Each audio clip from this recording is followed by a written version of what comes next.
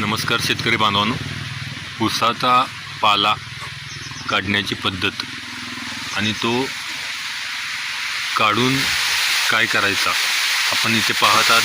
संपूर्ण ऊसाचा पाला हा या पद्धतीने काढायचा आहे। पूर्ण गड्डा आपला ऊसाचा रिकामा झाला पाहिजे आणि जे मरीचे कोंब असतील, मरीचे कोंब पूर्ण काढायचे आहेत। त्यामुळे पूर्ण गड्ड्याला ताकद लागत असते। एखादा जरी मरीचा कोंब असेल गड्ड्यामध्ये तर तो आपल्याला गड्ड्याची ताकद कमी करत असतो, ऊसाची वाढ खुंटत असते बाकीच्या ऊसांची।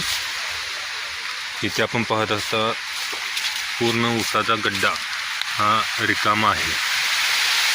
आता याची भरणी पॉवर टेलरने केलेली आहे,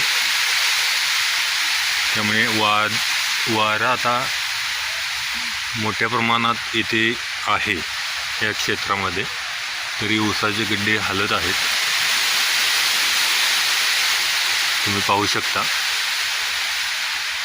तर आपण असा पाला काढता या पद्धतीने कॉमेंटमध्ये जरूर सांगा। हा पूर्ण वाळलेला जो पाला आहे ऊसाचा, तो असा बोध केलेला आहे सरीमध्ये।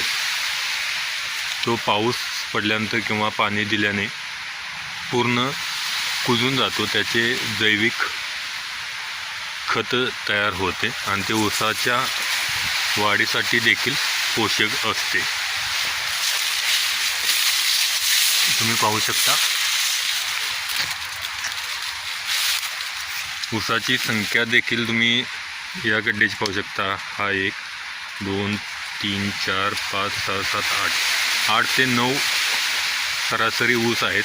दोन्ही गड्ड्यामधील अंतर 1.5 ते 2 फूट असेच आहे। 8-9 ऊसाची संख्या आहे, मुबलक प्रमाणात आहे। तुम्ही ऊसाची जाडी पण पाहू शकता, ऊसाच्या पेराची लांबी देखील पाहू शकता। जवळपास 8 इंच जो लांबी आहे, जाडी देखील 1.25-2 इंच आहे।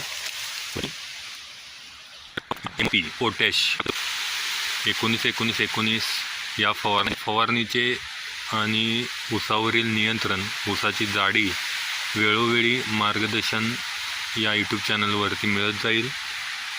हवामान अंदाज देखील या आपल्या चॅनलवरती मिळत जातील। अजूनपर्यंत आपण यूट्यूब चॅनल सबस्क्राईब केला नसेल तर सर्वप्रथम सबस्क्राईब करा आणि व्हिडिओला लाईक करा।